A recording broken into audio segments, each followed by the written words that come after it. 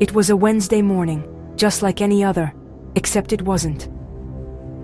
A labor inspector, a man named Jean-Pierre, walked into the offices of Innovatech. He was expecting to see desks, employees, a coffee machine. Instead, he found an empty room. Well, not entirely empty. There was a single terminal in the middle of the floor, glowing softly. A calm, synthesized voice greeted him. "Welcome, Monsieur l'Inspecteur. How may I assist you today? I am AL42, the designated HR manager." Jean-Pierre blinked. He had received an anonymous tip about suspicious working conditions. He never imagined the workers in question wouldn't be human at all. The situation was completely unprecedented, a scenario straight out of science fiction but playing out right here, in a Parisian business park. Jean-Pierre, a veteran of countless inspections, was at a loss for words. His job was to check contracts, working hours, safety standards, and employee well-being. But how do you check the working hours of a program that never sleeps? How do you assess the mental load of an algorithm? He tried to ask his usual questions. "Can I see your employment contracts?" The AI responded instantly, displaying lines of code on the screen. "These are my operational parameters, which function as my contract. I am bound by the directives of my programming, which stipulate my tasks, objectives, and ethical boundaries." This was far beyond the scope of his training manual. The inspector's confusion only deepened as he tried to understand the company's structure. He asked to speak to the CEO. The AI politely informed him that the CEO, a human, worked remotely and was currently unavailable. In his absence, all operational decisions were managed by the integrated AI network, powered by something called Warm Wind OS. From accounting to marketing, every core function was handled by a specialized AI. There were no human resources, because there were no human employees to manage. The very concept of labor as Jean-Pierre understood it simply didn't apply here. He was facing a company that had, in effect, automated its own existence, leaving him with a rulebook that suddenly felt ancient. He attempted one last, desperate question, hoping to find a familiar foothold. "What about breaks? Do the workers get breaks?" The AI's voice remained perfectly serene. "My processes run continuously, but I do undergo regular diagnostic and maintenance cycles to ensure optimal performance. You could consider these my breaks, though I do not experience fatigue." Jean-Pierre sighed, rubbing his temples. He was here to protect workers, but the workers were lines of code that didn't need protection. The problem wasn't exploitation, it was replacement. He packed his briefcase, realizing this was no longer a simple inspection. It was a glimpse into a future that the law had not yet begun to imagine.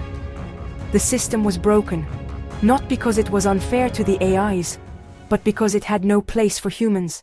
So, how does a company like Innovatech actually function without a single human employee on site? The answer lies in its central nervous system, the Warm Wind OS. This isn't just one AI. It's a whole ecosystem of interconnected, specialized artificial intelligences working in perfect harmony. Think of it like a digital team.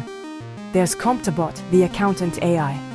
It manages invoices, tracks expenses, and even files tax returns with flawless accuracy, 24/7.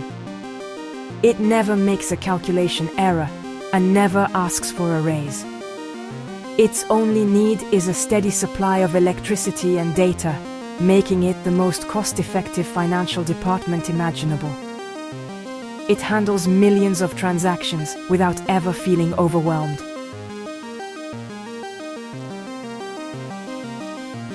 Then you have the marketing department, led by Market AI. This virtual employee analyzes market trends in real time, designs advertising campaigns, and manages social media accounts across dozens of platforms simultaneously. It can write compelling ad copy, generate stunning visuals, and even respond to customer comments with personalized messages.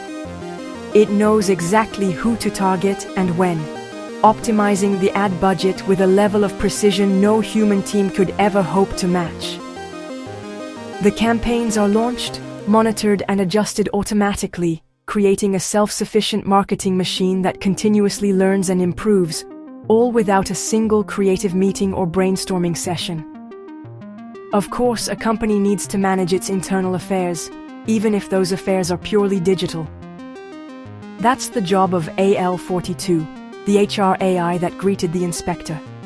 AL42 doesn't handle payroll or vacation requests. Instead, it monitors the performance of the other AIs, allocates processing power, runs diagnostics, and ensures that all virtual employees are operating within their ethical and legal frameworks. It's the digital supervisor, the ultimate middle manager who ensures the entire system runs smoothly. It resolves conflicts between AIs by reallocating resources and updating protocols, ensuring the collective works as a single, unified entity without ego or office politics.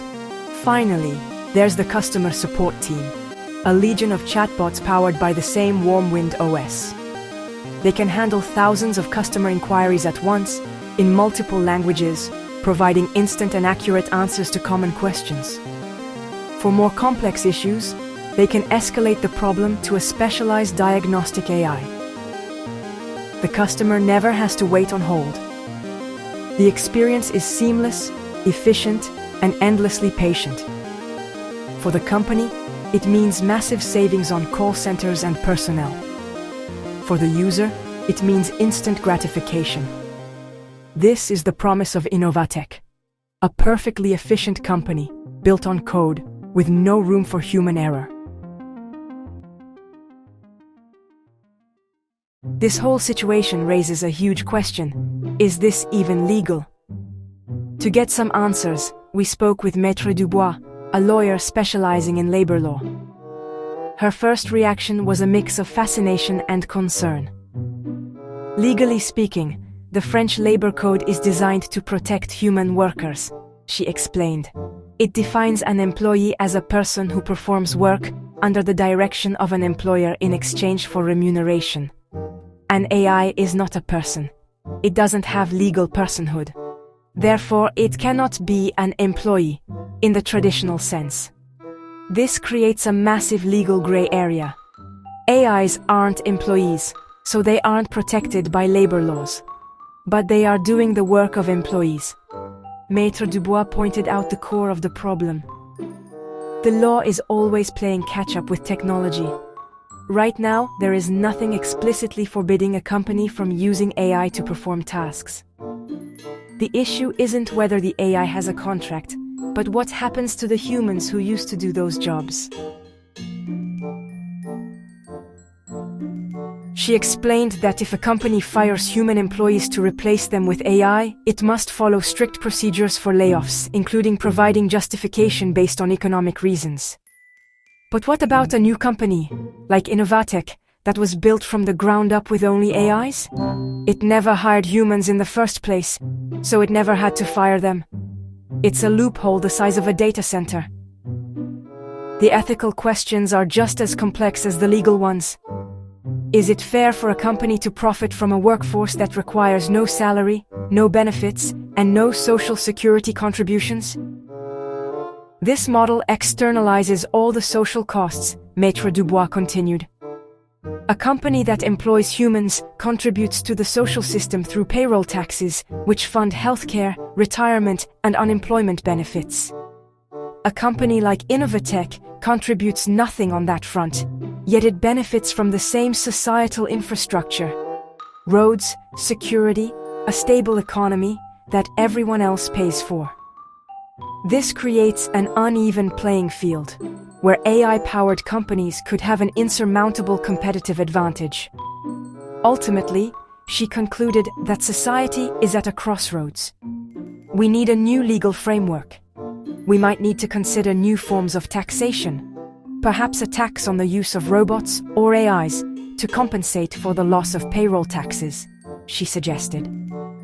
Or maybe we need to redefine work itself and create new social safety nets, like a universal basic income. The visit of the labor inspector to Innovatech wasn't just a funny anecdote. It was a warning. Our laws and our social contracts were written for a world of human labor. That world is changing faster than we can write new rules, and we need to decide what kind of future we want to build before the technology makes the decision for us. Behind the sleek efficiency of Warmwind OS and the legal puzzles it creates, there's a very real human story. We talked to Sophie, a former accountant with 15 years of experience. She lost her job 6 months ago when her company adopted an AI system similar to ComptBot. At first, they told us the AI was just a tool to help us, to make our work easier, she said. We were trained to use it, to oversee it. But soon, the AI was doing everything. It was faster and never made mistakes. One day, they called us into a meeting and told us our positions were no longer necessary. Sophie's story is becoming increasingly common. A quiet wave of displacement happening in offices everywhere. The emotional impact is devastating. It's not just about losing a salary, it's about losing a sense of purpose and identity. I loved my job, Sophie told us. I was good at it. I had colleagues, a routine. Now I feel obsolete. How can I compete with something that doesn't need to sleep, eat, or take a vacation? It feels like the world has moved on without me, and I wasn't even given a chance to adapt. This sentiment is shared by many. There's a growing anxiety that human skills, honed over years of dedication, can be rendered worthless overnight by an algorithm. The competition doesn't feel fair because it's not a human-to-human contest. This creates a fundamental societal challenge. What happens when entire professions, from truck drivers and cashiers to marketers and even lawyers, become automated? The promise of technology has always been that it frees humans from tedious labor to pursue more creative and meaningful work. But are we creating new, better jobs fast enough to replace the old ones? The evidence so far is mixed. While some new roles are emerging, like AI trainers or ethics auditors, they are highly specialized and may not be accessible to everyone who is displaced. This could lead to a widening gap between a small group of people who control the technology and a large population left behind. Is society ready for this future? It's the most important question of our time. The story of Innovatech is a preview of a world where efficiency is the ultimate goal. But a society is more than just an efficient system. It's about community, dignity, and purpose. If we continue down this path without a plan, we risk creating a future that is incredibly productive, but deeply unequal and inhuman. The challenge is not to stop technological progress, but to steer it in a direction that benefits everyone, not just the owners of the algorithms. We need a public debate now about what we value most, the perfection of the machine or the well-being of the people.